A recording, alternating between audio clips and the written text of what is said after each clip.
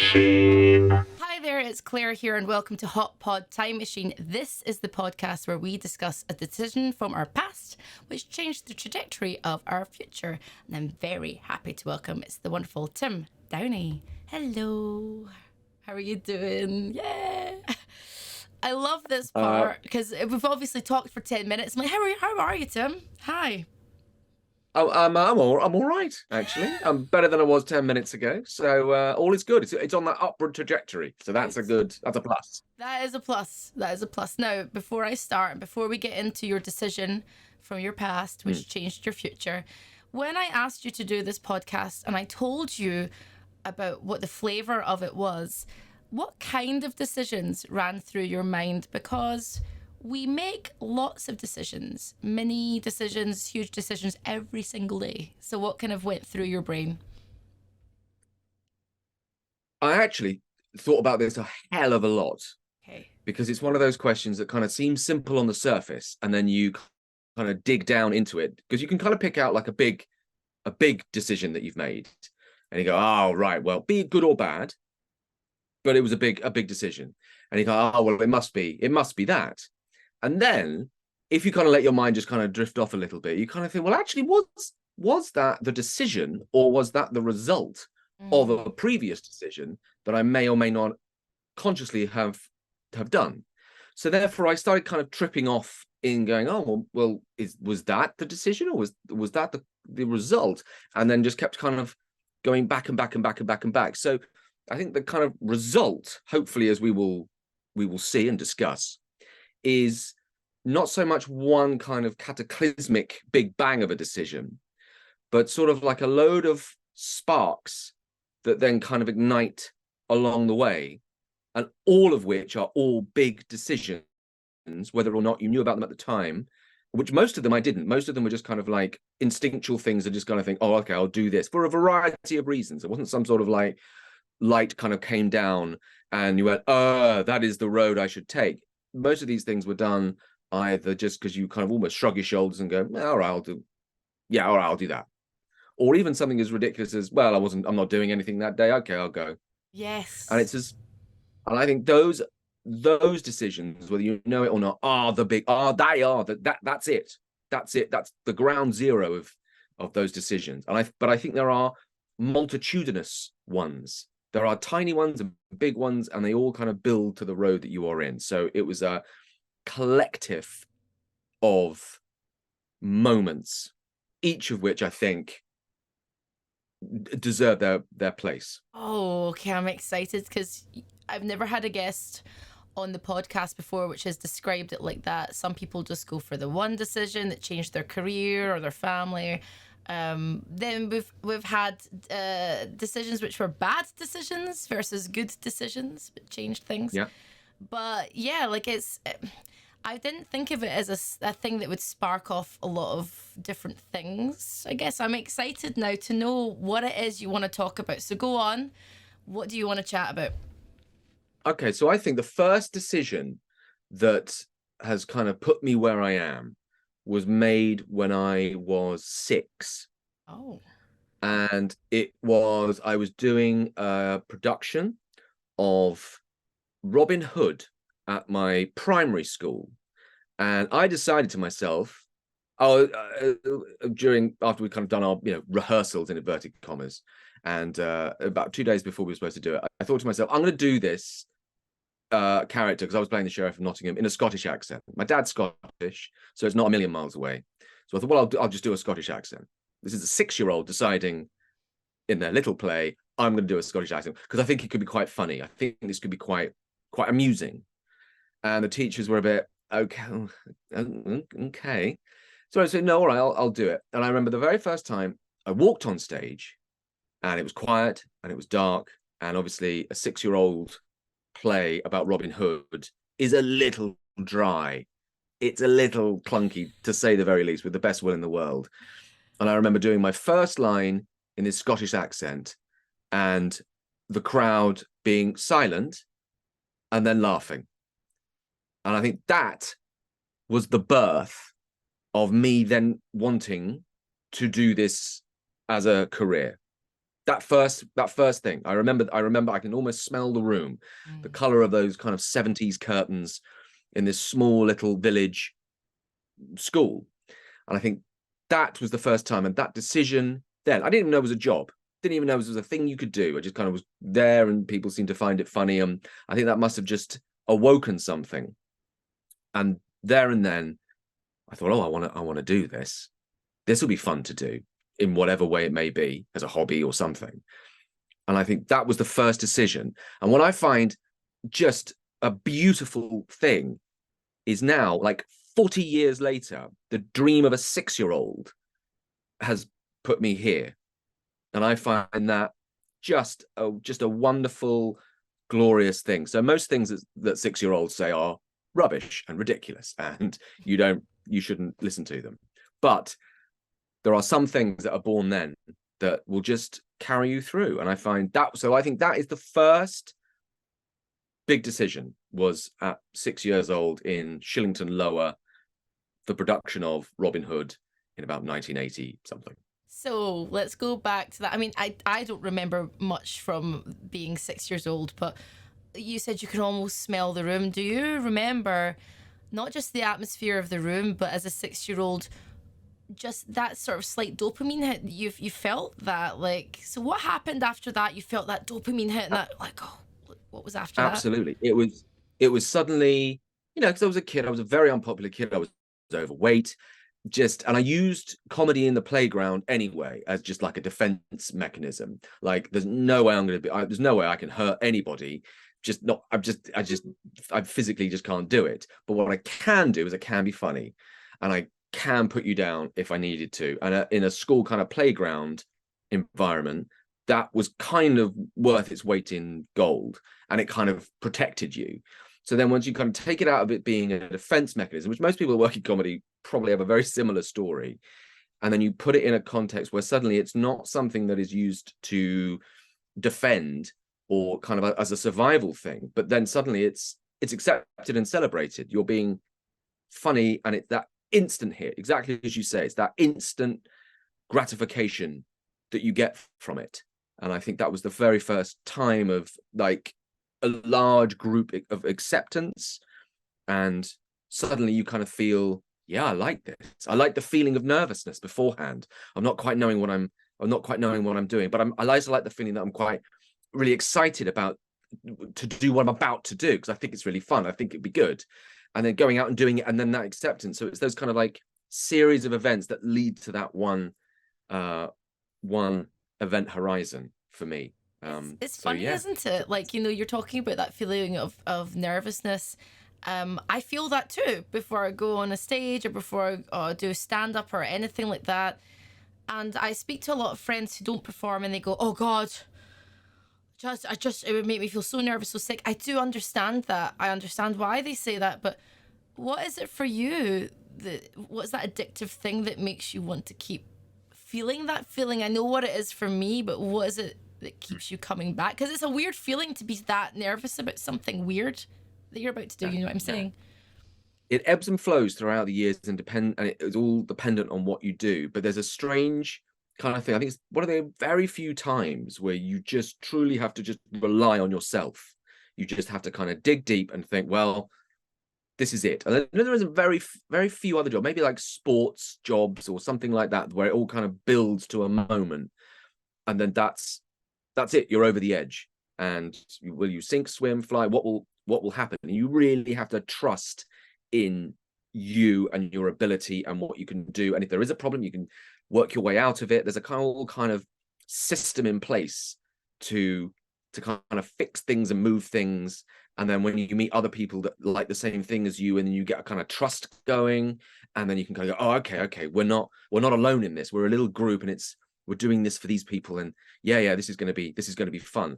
And then it's all wrapped in with just telling a good story. I fucking love a good story. If someone can tell me a good story and can do it well, then it's one of the greatest things on earth. If you're a musician, you have to learn an instrument, or you have to be able to sing, and that has to be crafted in a certain way. But a good storyteller, you just have to walk into a room and sit down and tell a good story. You're right. And tell a story. I think that is just such a primal thing that when it's done well is glorious. So yeah, those things combined kind of make it thrilling as well. Like, it's thrilling. Like, there's nothing that you may have had the same thing when you walk on stage. Just those, even if you have like a second or 2 seconds where everything's quiet because they're waiting. Yeah. What's gonna happen now? There's anticipation from them and you, and then it begins, and it's that moment is terrifying and thrilling in so many ways, so many differing ways. But yeah, so that's my coping mechanism. The way that you describe it, I feel like I'm there, because you're right. It's that anticipation before you get up on any size of stage, big or small, does not matter. And you don't know what the crowd is going to be like on any given night. And that if you're doing something live, for me, I've always found the psychology of crowds very interesting when you're doing something live. And it always, for me, depends whether I'm doing stand-up or some live presentation or interviewing people. But geography, it differs depending where you are massively, and then it depends on day of the week and like maybe what time it might be. Do you find that as well? Well, let's talk about geography.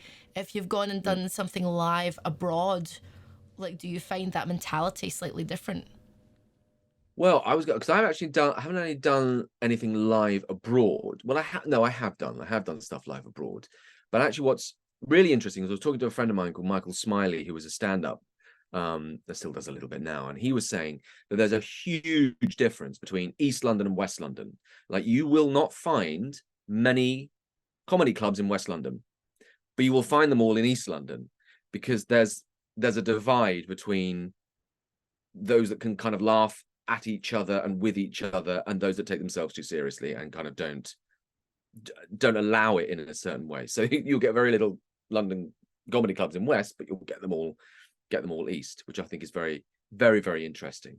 But it changed. My God, it changes up and down the country. Friends of mine who have done stand up in like Doncaster or Grimsby, and like how tough that can be. Warm, they can be immensely warm and open and just giving, or they will rip you to pieces because they're funnier than you are and will just take you out of the game. And you think, and the only thing you can do there is like, good night, everyone. There's chicken in a basket. It's very reasonably priced. Good luck. Chicken. I think maybe if you go on and like start with that. So everybody, before I start, there is chicken in a basket. Just in case I bomb, just help yourself. But it's Get them on side, Claire. Get them on side. Like, everyone loves chicken in a basket. It's white meat. It's not, it's healthy. It's good. Everyone loves chicken, and it's in a basket. It's friendly in its presentation. Everybody loves chicken in a basket. The entirety of it is beige. Just every food component there is beige. Even the thing it arrives in is beige. So it's a very unthreatening plate of food. It's not sullied by the odd tomato or a kind of thinly sliced cucumber. No. Beige. From beginning to end. Yeah. I grew up in the 80s. It was like the time of beige food. It was mini Kievs. It was crispy, Findus crispy pancakes and things like that. Pancakes, glorious. I mean, I don't think it'll take me about 5 million years to totally decay when they put me in the ground. So, like, after all that. Oh, absolutely. They will outlive you. There is a packet of Findus crispy pancakes somewhere that you could still warm up and eat and be perfectly fine, because not a thing in it is real. What were your favourite 80s things growing up as a kid? What kind of things did you love eating? Tell you what I used to love. It goes back to being quite a large child. I used to absolutely love butterscotch Angel Delight. Oh, I've never had that before. What? Oh, then you have missed out on a chunk of childhood that you have to immediately address. It's incredible. It's absolutely incredible. Just the magic of making it and its setting is just thrilling. And then just kind of eating it maybe with a teaspoon or something like that, just so you can savor it. You don't want to go headlong into it. You want to kind of take it little bit by little. Honestly, it's fabulous, and probably costs about 80p a packet. I mean, oh my God, butterscotch. I've not had that one. Not had butterscotch Angel Delight. Oh my God. Jesus Christ. Yeah. Like that's the kind of stuff. I used to be quite a chubby child growing up. And so I used to love me a biscuit. I used to stand at the cupboard and like eat biscuits like when no one was looking. And you know, I counted up the calories that I ate as a kid, as a teenager, and I'm sure I was like about almost 3,000 calories, because in the morning I had a breakfast, then there was a break, a morning break, then there was a lunch, then I had another snack. Like, we ate a lot. Did you have that in school as well, where you ate consistently? Yeah, absolutely. And there was nothing. The whole idea about nutrition was sort of like, oh no, no. Don't know what's all that about. No, what you want to be doing is you want to be eating this from a fryer and have it with potato, just with everything. Maybe a pea. Nothing more exotic than a pea. Then that's basically what you would have, and that was it, and everyone kind of accepted it, and you kind of got on with it. I mean, you look at any cookbook from 1970, and they are like road accidents. Like, it's appalling. There is not a thing in it. I saw a recipe the other day in like an old copy. Please don't ask how I got it, of like Mandy Annual, and I was just kind of flicking through it, having a look through it, and there was a recipe for like spaghetti bolognese, the new craze. Spaghetti bolognese. Oh, what is this foreign delight you bring to these shores? And it was quite literally like pasta. We're all aware of that there, even then. And then all it was tomato, and then like ground beef, and then lightly folded that, and that was it. That was it. There's no the idea of putting like, shall I put some flavor in this? Don't flavor. What are you, you harlot? Flavor, she says. That's the thing. Like, there's no. Back in the day when my mum was cooking, she made a good like stew, you know, like really hearty things, but she everything was quite plain. But I tell you what she used to make, which was lovely. So she would used to get gnocchi, like the pasta gnocchi. Oh yeah. She would cook it up, but then what she would do, she would stir fry it in soy sauce and the fried egg. And actually, it was really good. Like, nice. Just salty, eggy pasta. Like, I mean, there's nothing wrong with that. That's great. I loved it. Here's another one for you. Usually most people's memories of cooking sort of like goes back to the grandmother, and sort of, oh, my grandmother used to make this. It was absolutely incredible. You know, what an extraordinary cook she was. Oh, I wish she had left us all these things. My grandmother was the worst cook that you have ever encountered. She would make you a Sunday lunch on a Thursday. So she'd make it and just kind of leave it on the side. Not even put it in a fridge, Claire. Not even put it in a fridge. Just leave it. Maybe cover it over with some, you know, I don't know, some sort of plastic thing from a microwave, and then reheat it. I mean, it was indescribable. I don't know how I have survived to this age. I think it's given me like a cast iron constitution. I can pretty much eat uranium. Same. And it'd be fine because of that. But that's what I assumed. You know, I thought a potato wasn't cooked unless you could literally breathe on it and it fall apart. I thought, well, then that's a cooked potato. If it isn't in a kind of watery soup that hasn't fully been drained, I don't know what this is. Take this back, please. I mean, appalling. God rest her soul. But absolutely dreadful. Oh my God. You know what? It wasn't until my 20s when I was about 18, 19 when I moved to London, and I couldn't afford anything. And that's when I lost a lot more weight, because I just had to make do. And it's only maybe, I'd say, in the last couple of years, a year and a half, since leaving my ex, that I had to learn to just cook for myself. As I'm a late bloomer. I'm a late bloomer because he did all the cooking before, and then I realized, I don't know how to make anything. Like, I can make tuna meatballs, and that's it. Like, that's a start. One of the greatest, again, you know, going back to kind of big things that have happened and decisions. One of the greatest things that this is how late a bloomer I am. Okay. My wife said we should really add, you know, sort of spices to food, and I was very much sort of, what? Because honestly, my fridge when my wife and I first met consisted of like Iceland fish, you know, just the kind of triangular fish that you could lay together and it make a square.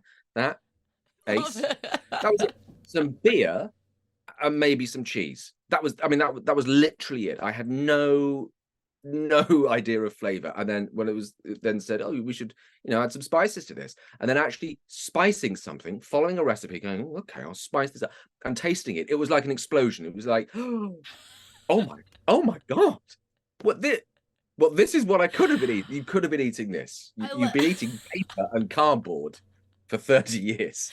I love. Maybe you should try this. It's amazing. I love how it's the square fish, and you've also got cheese. So all of your food was geometric. Was that it? Which was very important, because you could cut it on that angle and create 2 perfectly even sandwiches for that special evening in with the one you love. That's right. So your wife, I guess, was the one that taught you how to cook and maybe eat better. Is that correct? Am I correct in saying that? Absolutely. Very similar to you, when I came to London, I lost a lot of weight as well, but it was mainly through poverty and just not eating. Was basically my diet. But I was not an adventurous eater. I would eat 5 kind of things in various different sort of mixtures, and that was kind of it. Not through kind of any desire to, well, I'm only going to do this, and it was a kind of a choice. It was just kind of, I just didn't experiment. Didn't really know how to experiment, even, because you kind of go, I don't even know what I could eat this and it'd be absolutely dreadful, then I've got to finish it, because it's that kind of thing. So the idea of experimentation only came in very, very late. Yeah, same. Yes, and thank God. Oh my God. Because my ex used to go, oh, I think it needs a bit of this and that. And I'm like, I don't understand. Are you like some kind of food savant? I don't get this. I was never a fussy eater. I did like all sorts of food when it was given to me. And we traveled when I was younger, because my dad grew up in Malaysia. So I went over to Malaysia a few times with the family. And so I was really lucky to be exposed to all this amazing culture and food. Mm-hmm. But I just like people to bring me the food. I don't want to make it. You know what I'm saying? There's nothing finer, though. It's basically, food is like a good story, because no one's going to be annoyed if you're going to bring them some soup or some oh, you've got to try this. This is amazing. No one's going to go, I'm really annoyed. This is really annoying. It's so good. They're going to welcome it. Same as a good story, I think. If it's good, you're going to go, oh, thank you for showing me this. Well, we were talking about storytelling earlier, because you were saying, God, I love being a storyteller. You had that thirst from the age of 6 for being on a stage and telling stories and being funny. So what makes a good story, and what makes a good storyteller, would you say? Because I've sat through quite a few bad ones. I'll tell you that. We have all sat through, and I hope I'm not speaking out of turn here, but my mother-in-law, and she will tell you this herself, just can't tell a good story. She has a good story there, like, oh, okay, this is a good story, and then it's when you get distracted by detail. I think anyone that tells a story and get distracted by detail. So, for instance, you can say, oh, let me tell you about Derek. Derek. I don't know Derek. It's an amazing story. So Derek, he let me go back. He went to school in about 1986, and I don't need these details. Get to the point. Yes. Get to what happened to Derek. Start big, then take me back. Well, Derek had an incident on the underground. Let me tell you. I'm interested already. What happened to Derek on the underground? But I don't need to know all the other areas. And it's being able to kind of edit is a good story. It's being able to find the bits in the story that go, okay, this keeps it interesting. This keeps it interesting. This is a bit mysterious. This moves it along. This is funny. And just having that awareness. I remember hearing a story about Robin Williams, and I think he was on The Fisher King, and he would be, as you can imagine, an incredible orator and storyteller and joke teller, and would tell these extraordinary stories when they weren't filming. And then the next day, he would come back and there'd be other people on set, and the other actors would overhear him. And what he'd done was he had self-edited all the kind of air out of all these stories and just condensed them. So they were great stories, but they were told even better. They were fast and sleek because his brain had kicked in to go, oh, we don't need that. You don't need that. You just need to go from here to here and off you go. And I think that's the mark of a good storyteller, is being able to say less is more. Yes, I think so. And I think some people are just natural storytellers because they are able to read the room. And you can see when people are going, like, oh, yeah. And I've been privy to people telling stories. It could just be maybe friends, or you could be watching someone on stage and you're thinking, wow, okay, like it's really going on a little bit, and you want to be polite, especially if they're friends of yours. But it's a skill, and it's a particular skill to make people laugh as well. That is very, very difficult. And some people are very good, I find, I don't know if you agree with me, of making people laugh off stage. They're just naturally funny with their friends. But Absolutely. to make someone laugh on a stage, I mean, when you were younger, did you find you were good at both, or did you have to learn the skill of making people laugh on stage? I was good. I was good at making my mates laugh, like in class, in school clown. Yeah, that was very much my thing. But then you're absolutely right to then translate that into a structured environment where the playfulness is what makes it funny, but it's in a structured way that you're not going to forget your lines, or where you're supposed to stand, or the door you come in, or you're going to throw someone, the other actor you're with. So that does have to be crafted, but you've still got to have a comic ear or an eye for it. I don't know if it can be taught. You can teach the kind of beats and the rudiments of it and how it kind of technically works. But then it's almost forgetting how that, okay, these are the rules, I'm going to forget the rules. Yes. But I'm going to obey the rules by forgetting the rules. But I know you still have your path and your structure. But it is a hard thing to do. And it's very immediate. Like if you don't tell a funny story, if you're telling a funny story, if it's not funny, you can absolutely tell within minutes of someone's face of they go, oh right, this is, and then to be able to shift it and move it takes a skill to go, oh okay, what bit did you like? Okay, that's interesting. You like that. So if I circle back around or find a bit in the story or just tailor it as I'm telling it to cater to that, then it becomes a more interesting story. And that story is different every time you say it. That's the thing they say about actors on theatre, is how can you do the same thing every night for 6 months? Well, it's kind of not the same, because the audience is different. The vibe of the audience, some audience in Chester is going to find something funny that someone in Cornwall just doesn't. And that is a complete, revelation. I'm again, like, going back to the audience, like that, the last stand-up thing that I did, so it was the same set. I'd done 2 gigs very close together. One was in Kingston and one was in Brixton. The Kingston one hit no problem, like, and when you feel it on stage, you're like, I'm on fire, let's go, this is really good, and you're like, yes, and you feel like you're rising almost. It feels like you're warm, like you're on fire. It's like a lovely feeling. I went to Brixton 2 days later, same set. It was a strange one. The audience were younger, they were cooler. They knew what was up. But I found there, like, you have to very quickly go, okay, what do you like? And it was more of the kind of improv-y bits that they liked. They didn't like the structured stuff at all. So it's the psychology of it, and being able to pivot and not look nervous while you're doing it. Have you ever done that before, where you've been on stage, maybe theatre, or where I don't know if you've done improv before or anything, a time where you've had to pivot real fast and go, oh God, we're going to have to like change our vibe here. What goes through your mind when that happens on stage? Yeah, no, I did. One of the first other things I did, back to decisions again. I can remember there was a part of my career where I was just doing nothing. Everything I was doing just was not hitting. It just wasn't vibing. I wasn't getting anything. And then a friend of mine said, do you want to come and do, I'm doing a stand-up like class. Do you want to come along? And up to that point, I'd always loved and adored comedy, but never really done anything.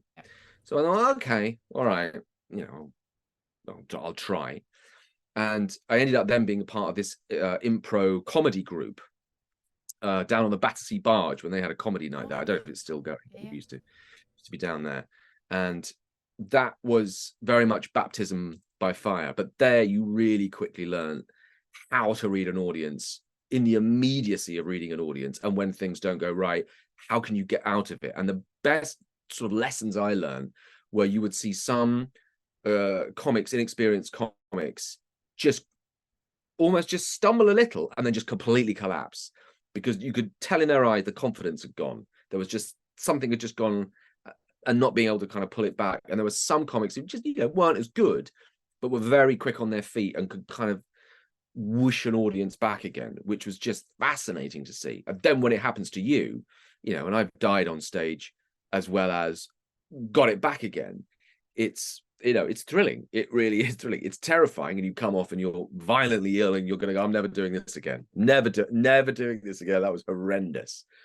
But you do, because you think, okay, no, I think I'm getting it. I think I'm working out the mechanics of it and how to get around a heckler or just an audience that are, you're first on, everyone's just come from work and they're still taking their coats off, and you're on, how you kind of whip that kind of audience up, or you're right at the very end and everyone's drunk and everyone just wants to leave and you've still got your 5 minutes. It's a very different thing, having to shift and change, but it's exciting. I love that. That feel. I don't know. I think for me, like I like doing, when I'm presenting on stage, as in where I'm interviewing people. That is still exciting to me, but it's more of an interest because I like to interview people. I like to get to know them. The focus is the person that I'm interviewing, and that's quite nice. It's very relaxing for me. I find that relaxing because I'm just relaxing here and just chatting to someone like we're chatting now. I don't like to make my interviews like, so tell me about this job and that. I think those are boring interviews. I like a bit of a rambling chat. But when I was in Greece, so just to go back and then go forward, I went the musical. Yes. No, God, no. Greece the musical. So, sorry, I misread that completely. So sorry. when I was in Greece the musical, when I was in Greece the country, I was diving. I went diving and I went rock climbing, and then I was cycling up and down mountains. And when you cycle down a mountain, you're going as fast as a very fast car, like 60, 70 miles an hour. No helmet, terrible. Don't do that at home, kids. And I thought to myself, I love feeling alive. This is what makes me feel alive, because paying bills does not make you feel alive. And, having to like dress yourself every day and like slog on, it does not make you feel alive. But standing on a rock face and going, oh my God, I am going to shit my pants. Or hearing nothing underwater, but you're breathing and looking at fish while you're diving makes you feel alive. And I think I came back and I thought, you know what? That's why I like standing on a stage. It makes you feel weird and alive. It's for no other reason. And because I feel like every day can be so the same. Would you agree?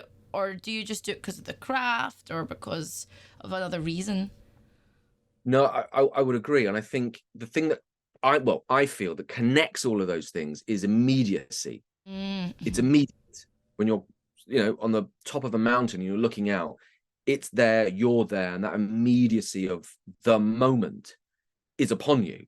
And that's what kind of, I think, gives you that, wow, okay, you feel the grandeur of landscape and sky and earth, and be you underwater, you feel the kind of weight of things. It's a moment, it's sensual and texture, it's full of texture. Yeah. And I think being on a stage has that. It's a different type of moment, but it's a moment, it's an immediacy. There will never be you, and you really feel that old adage of there will never be this moment again. This moment is totally unique and will never appear again. But you are sharing it with these people, and they are taking things that you are giving them and will interpret it in whatever way they want. But it's here and it's now and it's immediate. And then it is gone. They will get up, they will leave, you will go home, and you will go back to whatever the other, the normal stuff, bills and kids and, all those kind of stuff, having to drive in traffic, all that stuff that you have to do. But those moments of immediacy, I think, are vital. I think we all need them. We've got to have time for that, like the Japanese have forest bathing, and it's to have those that's moments of calm, but again, it's an immediacy and a moment, and it kind of breathes life into you. Otherwise, moments slip by, they just disappear.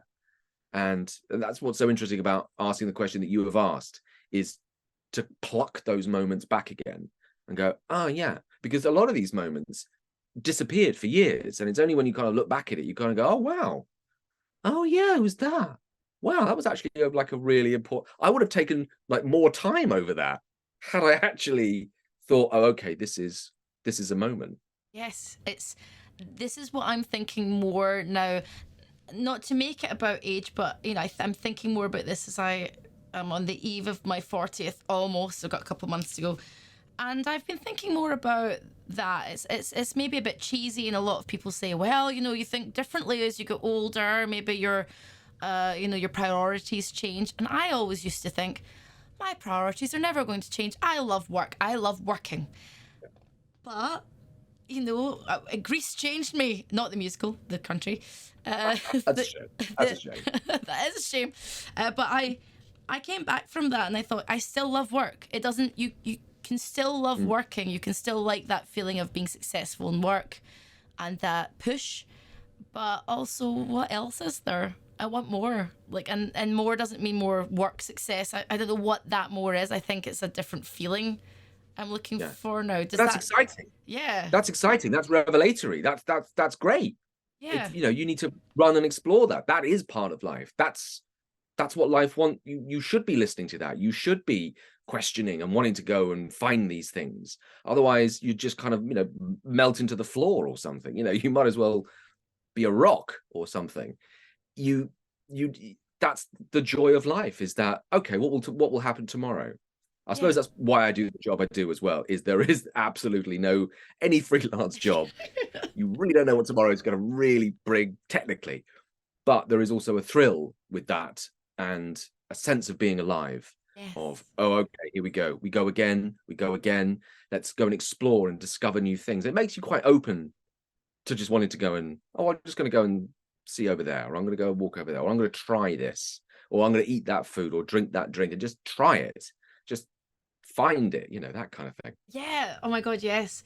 I have so many friends who've got, I guess, adult jobs or normal jobs or whatever you want to call them, 9 to 5s.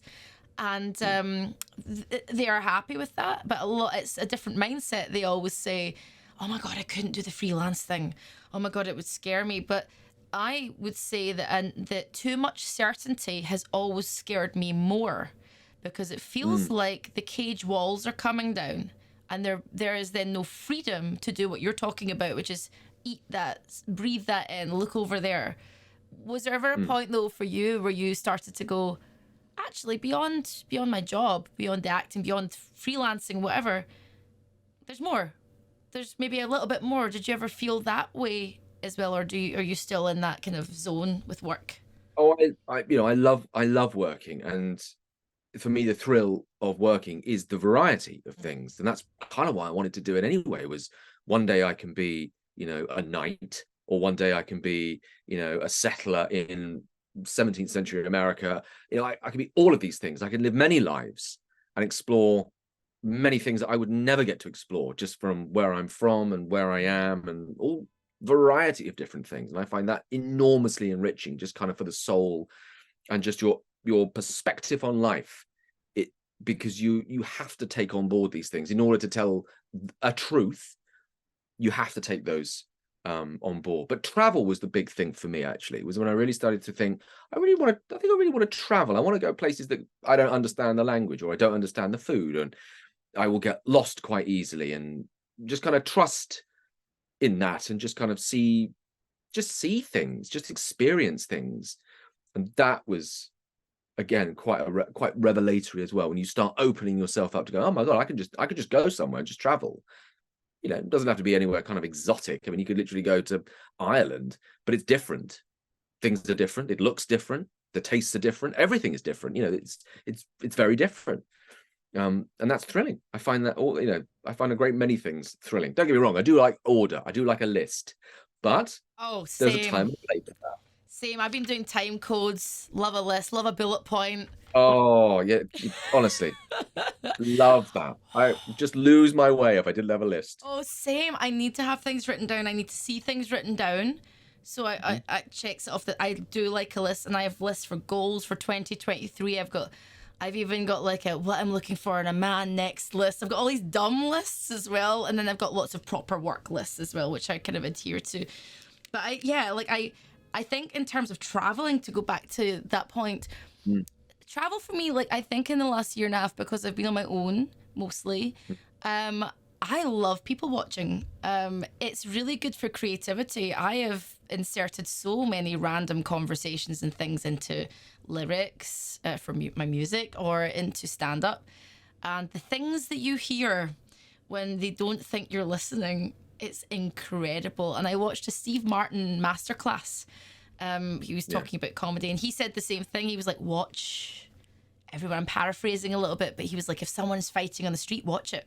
Watch it, like watch life happen, because that's sometimes where you're going to get your best material, kind of thing. So I think that's interesting. Do you do that? Do you like people watching? I love people watching. I do. I find people fascinating. I find them just endlessly fascinating. Just those little snippets on a mobile conversation that you'll hear going past, or just, you know, those like a couple walking down the street that are just absolutely not talking to each other. They're both furious in their own little worlds. And you think, what has happened? Like, what was that conversation that has created that moment? Or if you see someone absolutely howling, you think, I want to know what was said.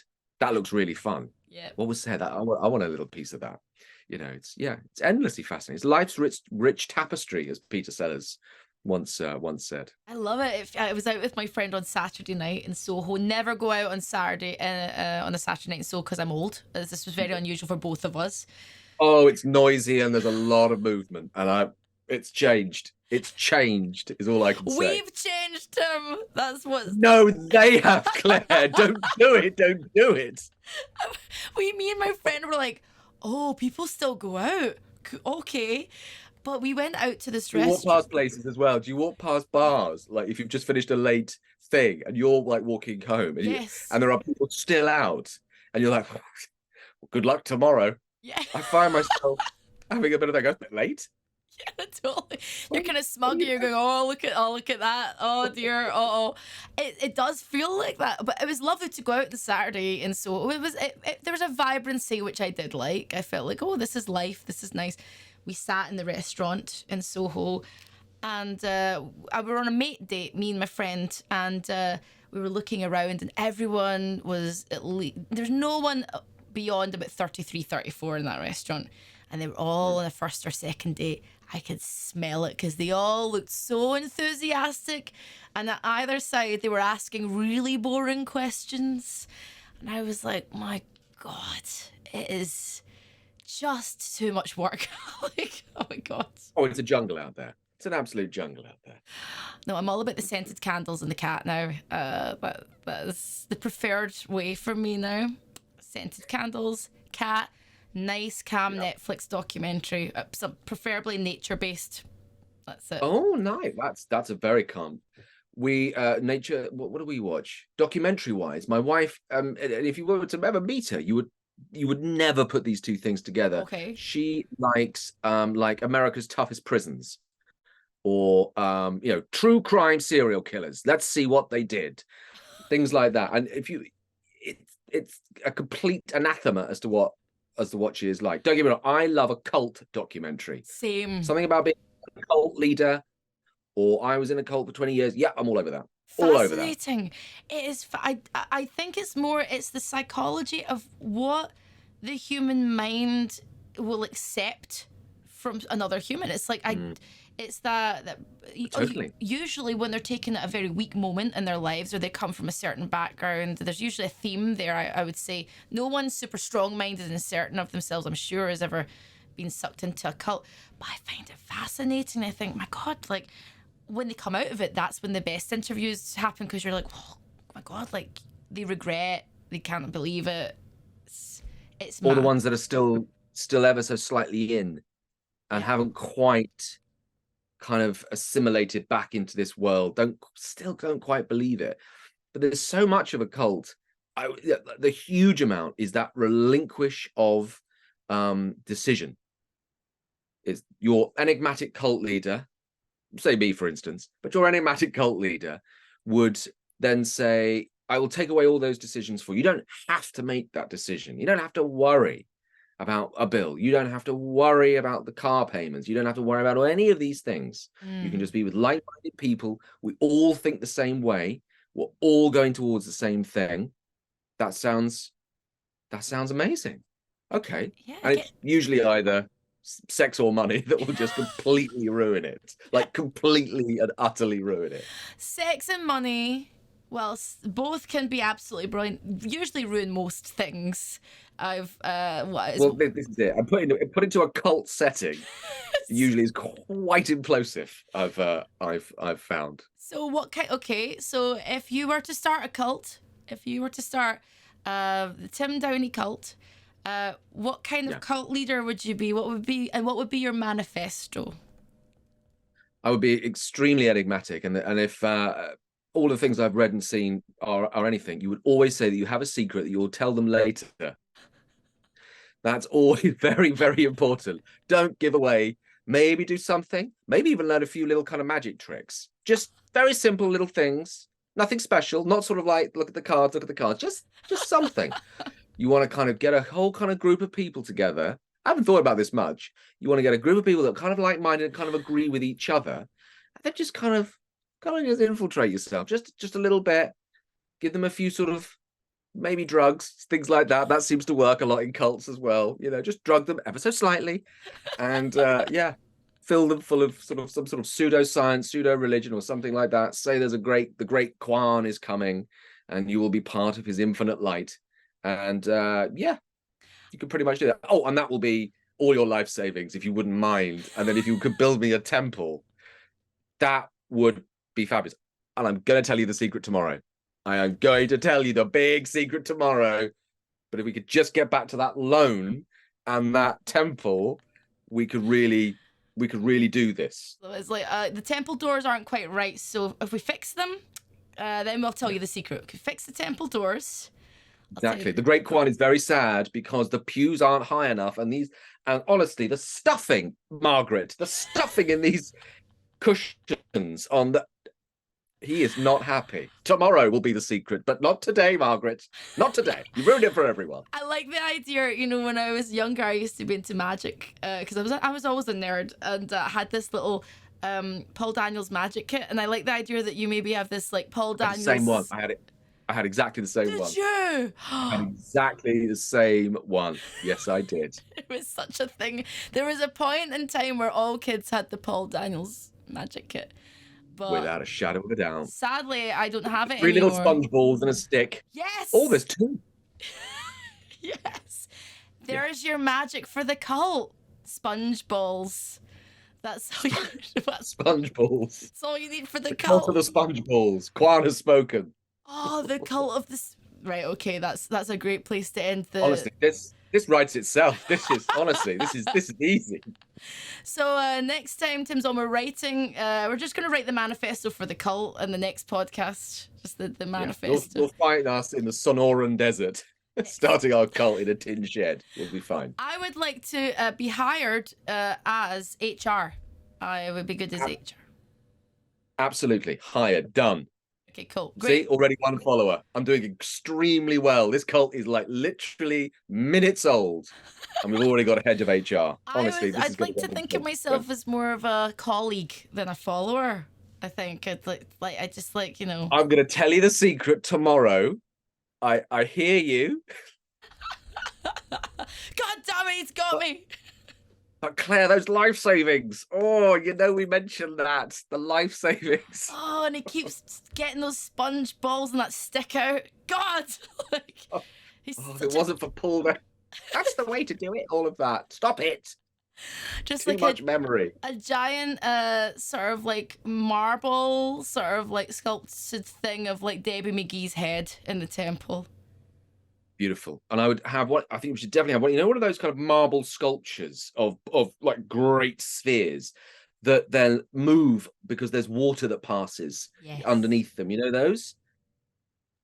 Heck yeah. That's outside the temple. That's right front and center. And it's also quite cooling as well during the summer months because of the water feature. So, don't say I don't do anything for you. Our benevolent leader. He is kind. He is kind. He loves us, for he is kind. He loves us. Hashtag The blessed. great Kwan has smiled upon us once again.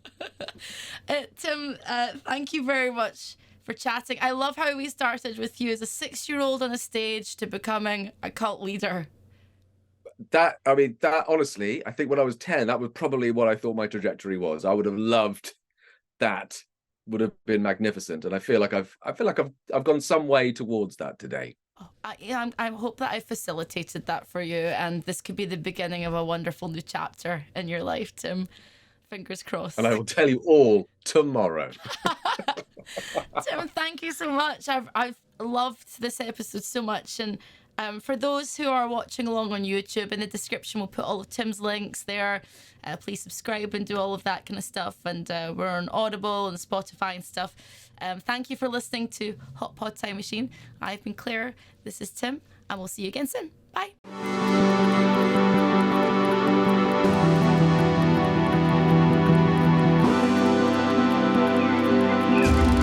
Hot Pod Time Machine.